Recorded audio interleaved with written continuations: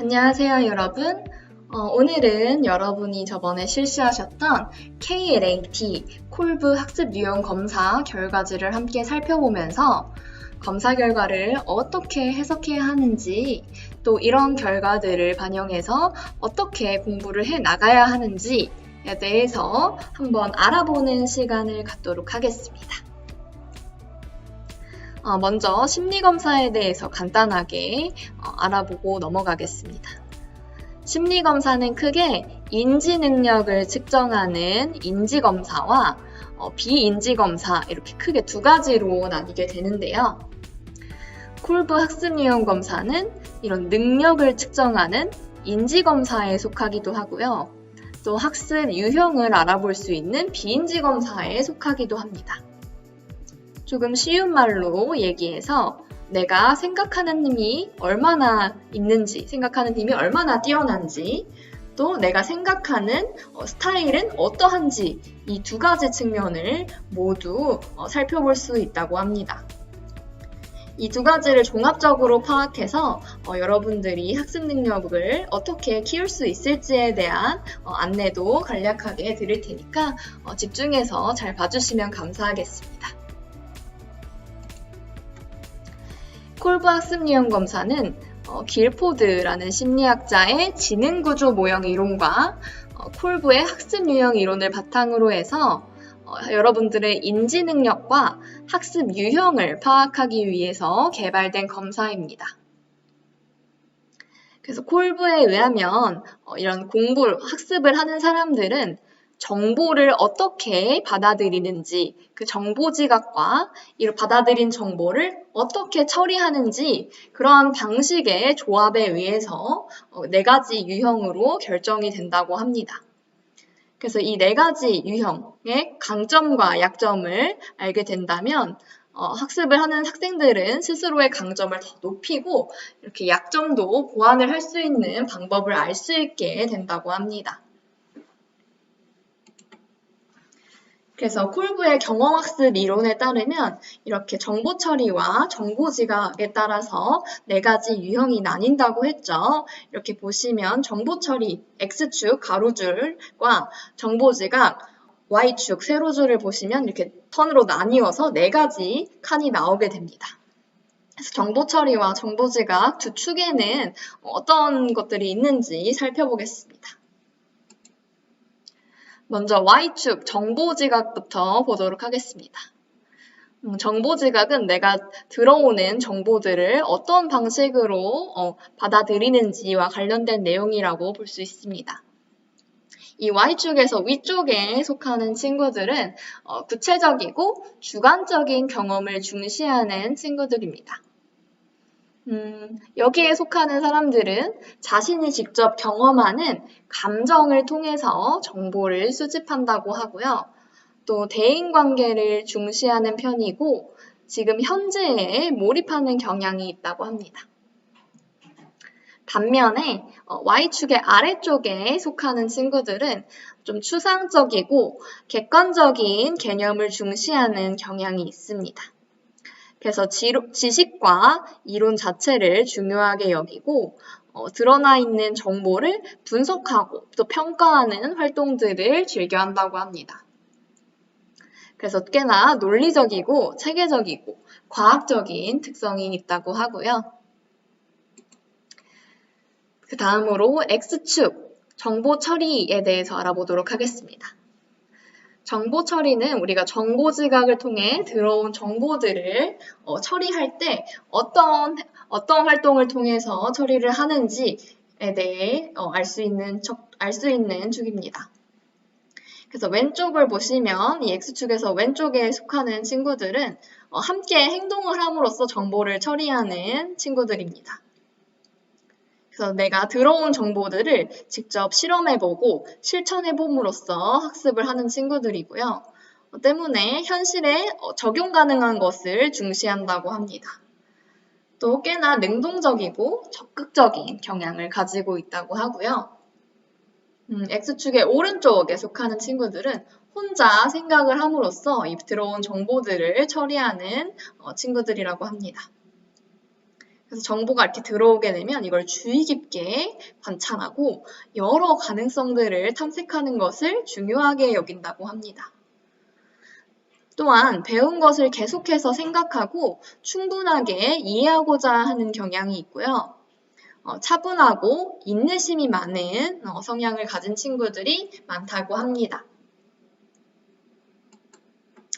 그럼 이제 본격적으로 검사 결과지를 보면서 살펴보도록 하겠습니다.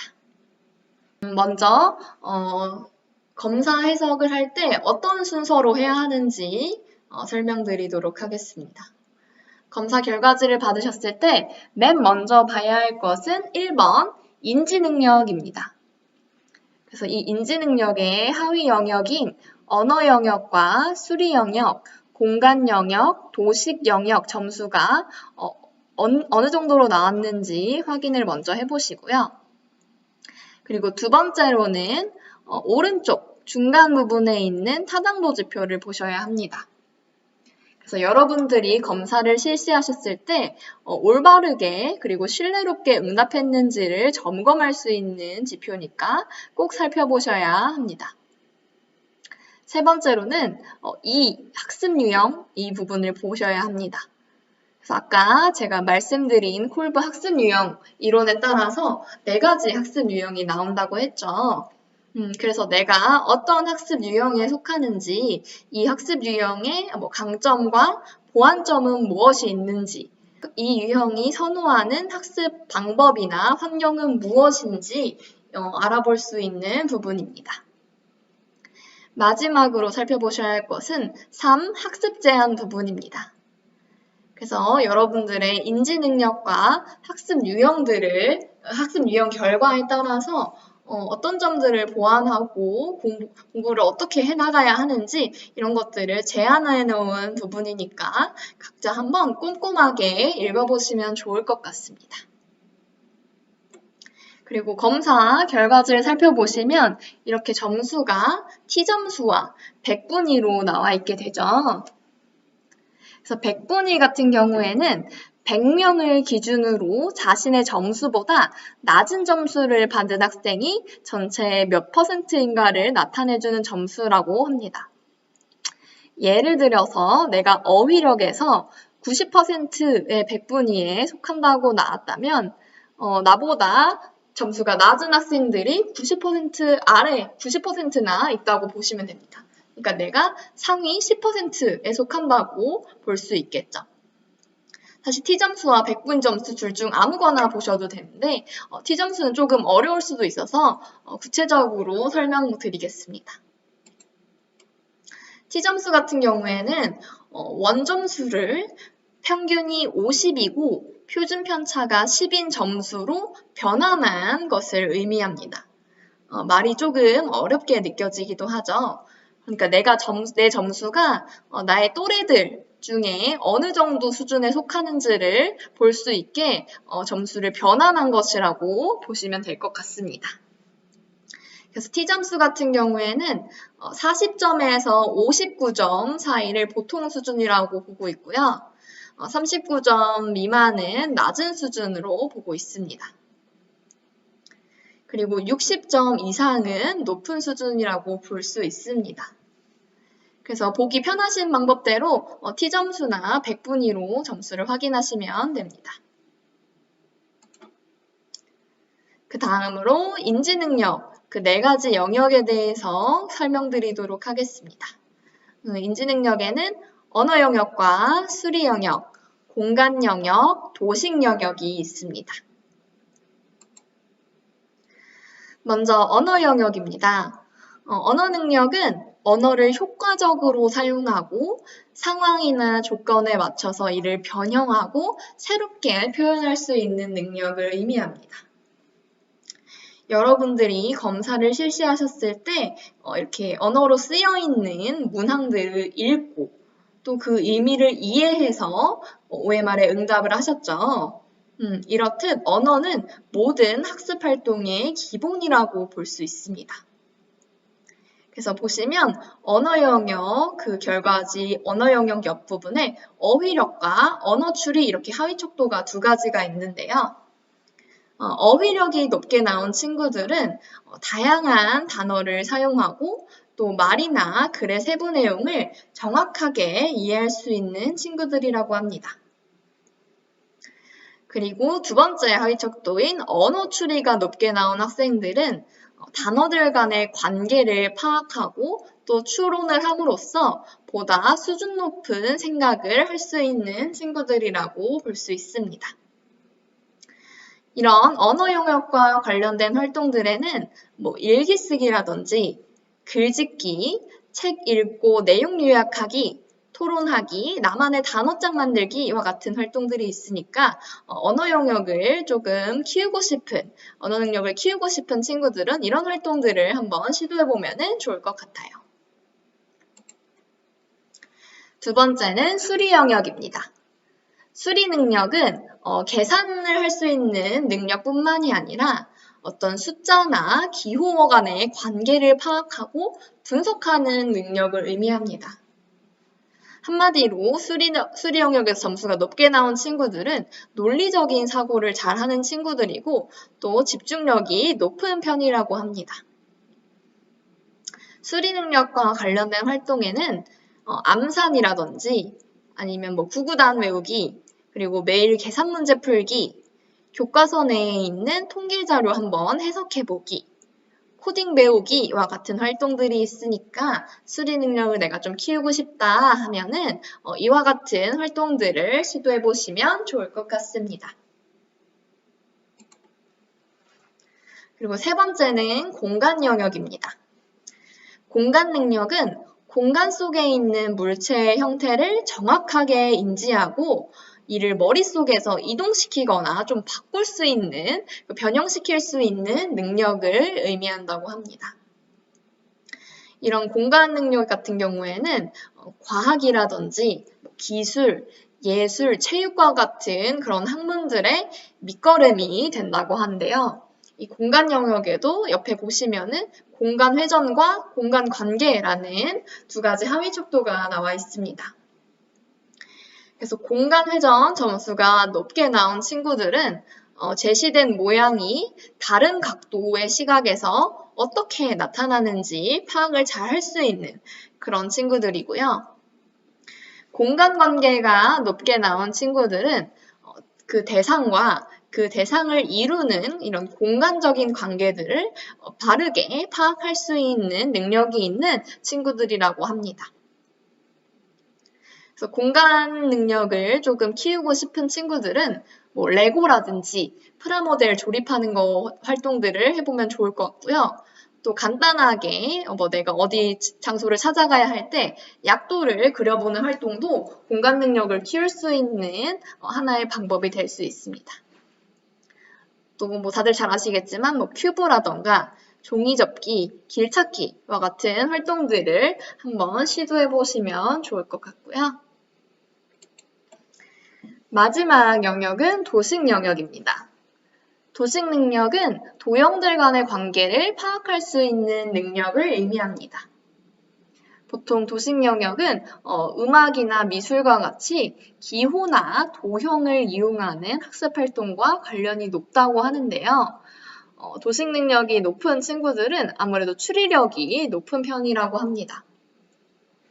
그래서 도형 형태를 정확하게 인지하고 그 속성을 파악해서 도형들 간의 이렇게 규칙을 잘 추리할 수 있는 그런 특징을 가지고 있다고 하고요. 또 이런 도식 능력을 키우고 싶은 친구들은 숨은 그림 찾기나 퍼즐, 악보 그리기, 디자인하기, 보드게임 하기 이런 활동들을 해보면 좋을 것 같습니다. 그래서 내가 각각의 인지 능력이 높게 나온 친구들은 이미 내가 성공적으로 학습을 잘 진행하고 있는 친구들이라고 볼 수 있습니다.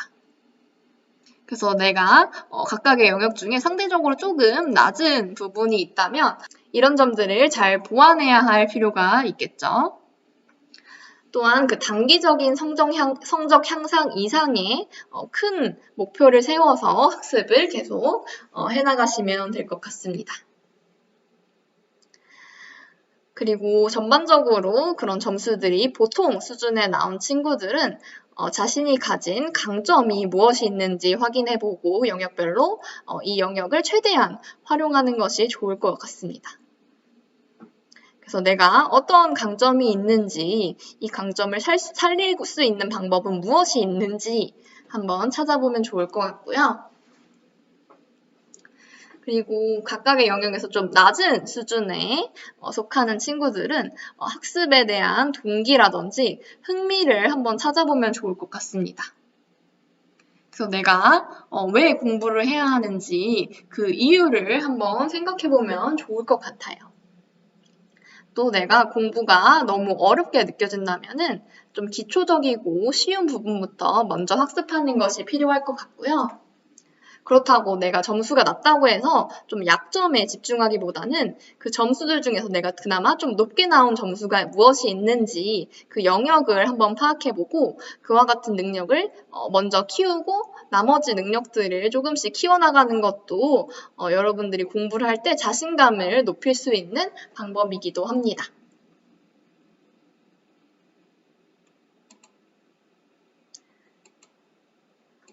그리고 그 다음으로 보셔야 할 거는 이 타당도 지표입니다.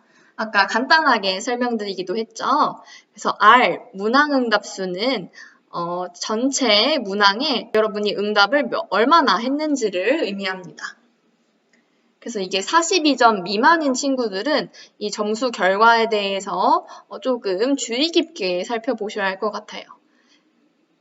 그래서 결과뿐만이 아니라 제 설명을 들으시면서 나는 어떤 것 같은지 한번 곰곰이 생각해 보시는 게 필요할 것 같습니다. 그리고 타당도 지표에서 G, 응답 양호도는 이런 학습 유형의 문항 응답 방식에 의해서 내가 올바르게 잘 응답했는지를 측정할 수 있는 척도입니다. 이 G 응답 양호도도 8점 미만인 경우에는 검사 결과를 조금 주의 깊게 살펴보실 필요가 있습니다. 그래서 이 두 가지 타당도 지표에서 점수가 조금 42점 미만, 8점 미만으로 나온 친구들은 검사 결과를 완전히 신뢰하기보다는 내가 진짜 이 결과가 맞는지에 대해서 한번 곰곰이 생각해 보셔야 할 것 같습니다.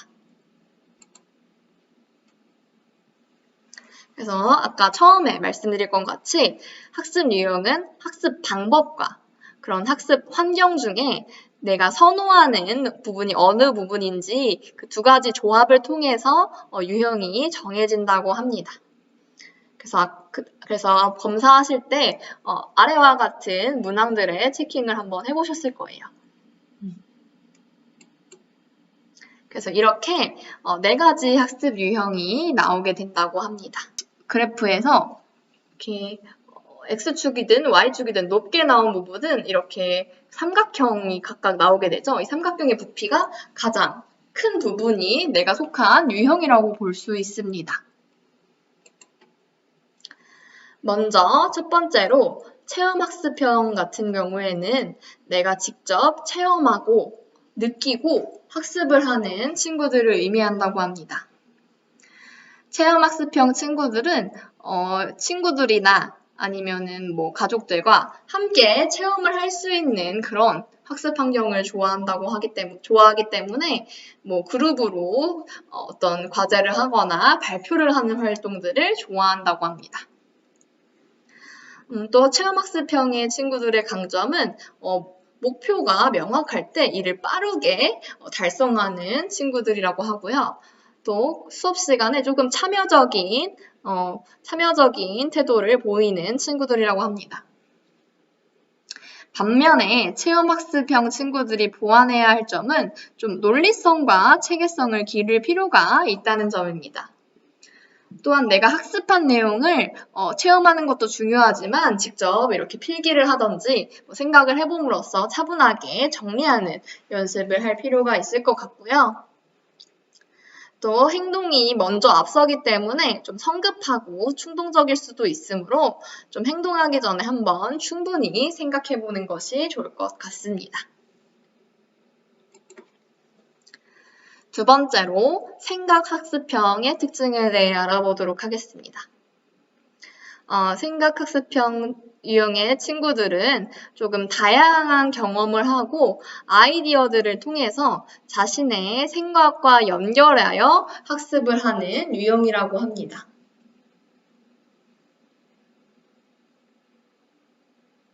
그래서 생각학습형이 선호하는 학습 환경은 좀 나만의 창의적인 방법이나 순서로 학습하는 거를 굉장히 좋아한다고 해요.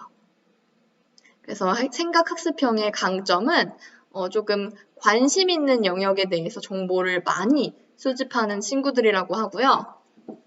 또 배운 내용을 나만의 이야기로 이렇게 창의적으로 잘 만드는 친구들이라고 합니다. 반면에 보완해야 할 점은 생각학습형 친구들은 좀 생각을 깊게 그리고 또 오래 하는 경향이 있기 때문에 공부를 할 때 시간이 좀 오래 소요될 수도 있다고 해요. 또 뭐 이론을 공부하는 거나 아니면 개념을 외워야 하는 과목들을 별로 선호하지 않을 수도 있다고 합니다. 그래서 생각학습형 친구들 같은 경우에는 자신이 어떤 팀 과제를 할 때 주도적으로 조장 역할을 해보거나 스스로 의사결정을 내릴 수 있는 방법에 대해서 연습해보는 것이 필요할 것 같습니다. 다음으로는 이론학습형의 특징입니다. 이론학습형 친구들은 스스로 배운 내용을 체계적으로 정리하고 이론과 이를 연결해서 학습하는 유형이라고 합니다. 그래서 이론학습형 친구들은 조금 차분하게 정리하고 이해할 수 있는 그런 학습 환경을 선호한다고 하고요. 이론학습형 친구들의 강점으로는 배운 내용에 대해서 좀 논리적으로 분석을 하거나 체계적으로 정리할 수 있는 그런 능력이 뛰어나다고 합니다. 반면에 좀 보완해야 할 점들은 어려운 과제가 있으면 쉽게 도전하지 않으려고 해요. 또 모든 점들을 조금 세세하게 따져보는 경향이 있기 때문에 목표를 이루기 위해 시간이 좀 부족한 경우들도 있습니다. 그래서 이론학습형 친구들 같은 경우에는 자신이 생각한 내용을 직접 드러내고 행동으로 옮기는 힘이 조금 약할 수 있으니까 뭐 발표를 한번 해보던지 팀 과제에서 좀 주도적으로 그 팀을 이끄는 역할을 해봄으로써 좀 자신 있게 이야기하고 행동해보는 것이 필요할 것 같습니다. 마지막으로는 실험학습형입니다. 그래서 실험학습형의 친구들은 조금 정답이 있거나 오답이 있는 문제를 함께 풀면서 직접 실험을 하면서 학습하는 친구들입니다. 그래서 실험학습형 친구들이 선호하는 학습 환경은 조금 명확한 학습 목표가 있고 자신이 공부한 결과를 이렇게 바로바로 확인할 수 있는 환경들을 좋아한다고 합니다. 뭐 예를 들면 실험이라든지 아니면 시험 결과와 같이 좀 명확하게 그런 자신이 공부한 결과를 살펴볼 수 있는 그런 것들을 선호한다고 하고요. 실험학습형 친구들의 강점은 좀 학습 목표를 뚜렷하게 세우고 어려운 과제에도 되게 과감하게 도전하는 경향이 있다고 합니다. 또한 자신이 별로 좋아하지 않는 과목이라도 책임감 있게 끝까지 학습하는 친구들이라고 하고요. 반면에 좀 보완해야 할 점들은 실험학습형 친구들은 조금 자유롭게 상상을 하거나 창의적인 생각을 해내는 것을 조금 어려워할 수도 있습니다. 또한 자신이 별로 중요하다고 생각하지 않는 내용은 이렇게 넘기면서 공부를 하는 그런 경향도 있다고 하는데요. 그래서 실험학습형 친구들 같은 경우에는 어떤 결정을 내리기 전에 충분히 다른 사람의 입장을 고려해봄으로써 자신의 융통성을 기를 필요가 있을 것 같습니다.